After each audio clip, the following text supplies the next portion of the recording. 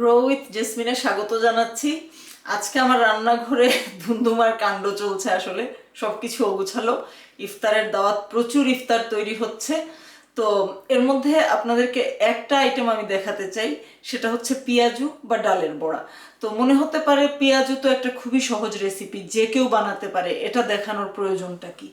তো আমরা যারা বিদেশে থাকি বা বাংলাদেশে যারা আধুনিক জীবনযাপন করেন, তাদের পক্ষে এখন আর ওই শিলপাটায় শুকনা শুকনা করে ডালটা বাটা সম্ভব হয় না।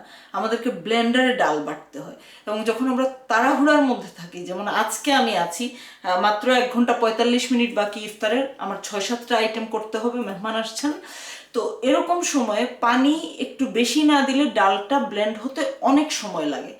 আর পানি যখন বেশি হয়ে যায় তখন পেঁয়াজুটা তুলতুলে নরম হয়ে যায়।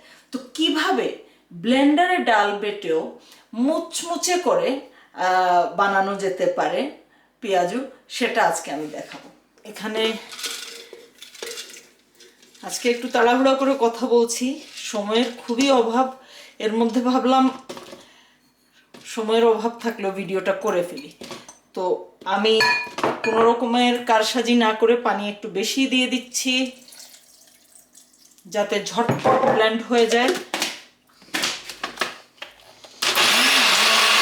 দেখুন, সাথে সাথেই ঘুরতে শুরু করেছে।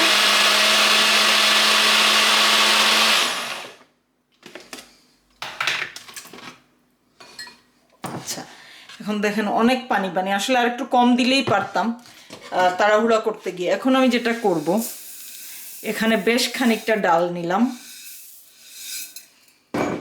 ডালটা দ্রুত ধুয়ে নেব এই ছাঁকনিতে, পানি সোক করতে দেব না, পানিটা ছাড়িয়ে নেব।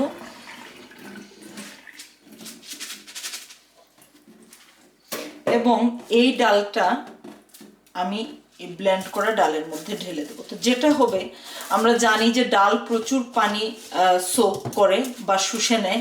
তো আমার এই ধুয়ে দেয়া আস্ত ডালগুলো পানিটা শুষে নেবে। তো বাটা ডাল থেকে পানিটা কমে গেল এবং এই আস্ত ডালের কারণে খুব মুচমুচে হবে পেঁয়াজুটা। তো এটাকে এরকম নেড়ে রেখে দেব, কিছুক্ষণ পরে দেখা যাবে এখানে আর কোনো পানি নেই। দেখুন, ডালটা বলেছিলাম না পানিটা নাই হয়ে যাবে। ঘন্টাখানেক ভিজিয়ে রেখেছি ব্লেন্ড করার পরে আস্ত ডাল দিয়ে। আস্ত ডালগুলো দেখা যাচ্ছে নাকি ক্যামেরায়? এই যে এরকম করলে দেখা যাচ্ছে আস্ত ডালগুলো পানিটা শুষে নিয়েছে এবং পেঁয়াজুটা খুব ক্রিস্পি হবে।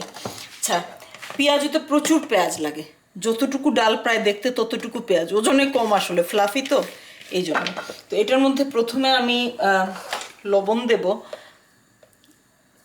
পেঁয়াজুর বেলায় কিন্তু লবণে খুব সতর্ক, কম হলেও অ্যাড করতে পারবেন না, বেশি হলে তো আর কমাতে পারবেনই না। তো আমি 1.5 চামচ দিলাম এই ছোট চামচটায়। আরও একটু দিই, রোজা মাসে আবার সমস্যা, মুখে দিয়েও দেখা যায় না, তাই না? এটাকে চটকে নেব, তাহলে পেঁয়াজটা একটু নরম হয়ে আসবে। মরিচ দেওয়ার আগে চটকাবেন, কারণ মরিচ দিয়ে চটকালে খবর আছে, হাতে জ্বালা করবে পরে, চোখে লাগলে তো আর খবর হয়ে যাবে পুরাই। সবসময় তো আর হাত ধুতে মনে থাকে না, তাই না? এখানে কিন্তু আরও পেঁয়াজ দিতে হতে পারে। দেখুন, পেঁয়াজ চটকানোর পরে অর্ধেক হয়ে গেছে। আমার মনে হয় আর একটু পেঁয়াজ লাগবে, কিন্তু সেটা আমি পরে করব। পেঁয়াজুতে কাঁচামরিচ অনেক বেশি দিতে হয়, কারণ ওই তেলে ভাজা হবার ফলে মরিচের ঝাঁঝটা অনেক কমে যায়। আর কাঁচামরিচ বেশি না থাকলে ভালোও লাগে না। ধনেপাতা, আসলে কি জানেন, আমি যদি নিজে ব্যক্তিগতভাবে খাই, আমি মনে হয় আর কিছুই দেবো না। আমার কাছে এই ন্যাচারাল ইনগ্রেডিয়েন্টসগুলোই ভালো লাগে। একটুখানি পুদিনা পাতা দিলাম, ওটা নাও দিলে পারেন, সবাই এটা পছন্দ করে না।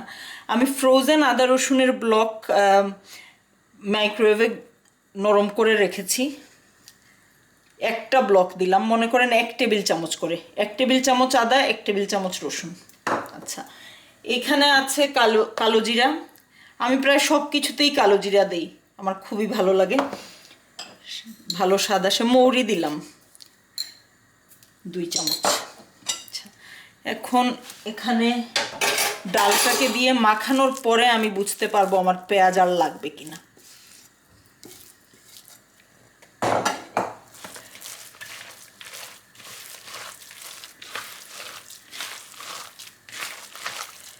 আপনি যদি খুব খুঁতখুঁতে রাঁধুনি হন বা আপনার রান্নাটা যারা খাবে তারা অনেক খুঁতখুঁতে হন, তাহলে এই পর্যায়ে লবণ টেস্টিংয়ের জন্য একটা কাজ করতে পারেন। মানে যারা রোজা আছেন তারা ক্ষমা করবেন যদি আমি আপনাদের আদর্শ বা বিশ্বাসের বিপরীতে কিছু বলে ফেলি। অল্প একটুখানি নিয়ে জিহ্বার আগায় একটু লাগিয়ে দেখে যদি লবণ মনে হয় মানে কম বেশি টেস্ট করে নিলেন, এরপরে পানি দিয়ে কুলি করে ফেলবেন।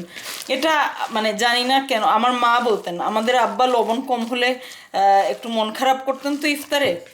আমার এই মাখাটা একদম ঠিকঠাক হয়েছে এবং দেখেছেন আমি এটার মধ্যে আর কিছু তেমন দেইনি। তবে আমি রান্নার সময় মাঝে মধ্যে হঠাৎ করে একটা চিন্তায় আসি, একটুখানি টালা মরিচের গুঁড়া দিলাম, একটা ভালো ঘ্রাণ হবে, আর একটুখানি টালা জিরার গুঁড়া।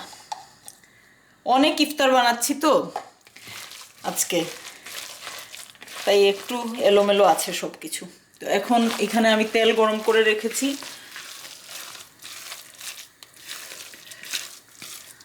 দিতে শুরু করব। তেলটা বেশ ভালো গরম হতে হবে। বুদবুদটা দেখেই বুঝতে পারছেন কিছু ছড়িয়ে যাচ্ছে, ওটা ওই আস্ত ডালের কারণে। একটু এরকম হাত দিয়ে যদি চেপে দেন তাহলে ছড়িয়ে যাবে না। দেখেন দ্বিতীয়টা থেকে কম ছড়াচ্ছে।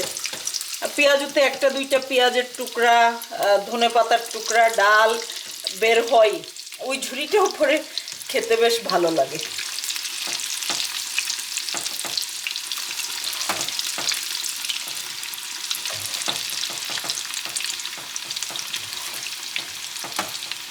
এই দেওয়ার সময় কোনো নাড়াচাড়া করবেন না।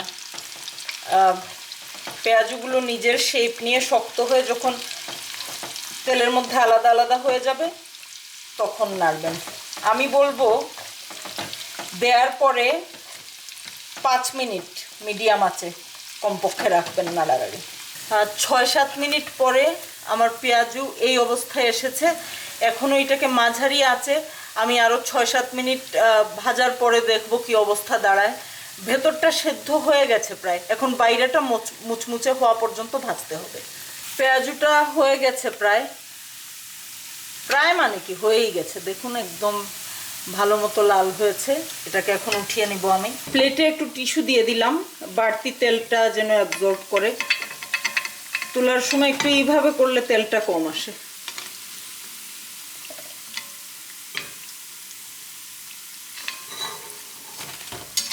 পড়ে গেল।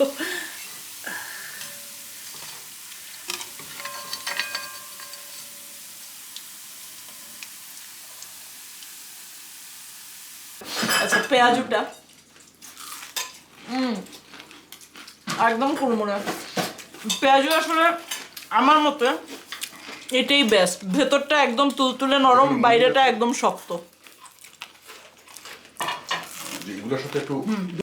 এখানে যে খাবারগুলো আছে আমার মেহমানরা খাচ্ছেন, এর মধ্যে থেকে বেশ অনেকগুলো রেসিপি ইউটিউবে একটা একটা করে দেওয়া হবে, আপনারা পাবেন। দই বড়া, পেঁয়াজু, ছোলা ভাজা, কাঁচা ছোলা এবং বেগুনি, ও ইয়েটাও তো কালো জামটাও, সবই আসবে একটা একটা করে। আর ভালো থাকবেন, এবং এগুলোর সবগুলোর রেসিপি পেতে চাইলে অবশ্যই সাথে থাকবেন গ্রো উইথ জেসমিনের, দেখতে থাকবেন। ভালো থাকবেন সবাই।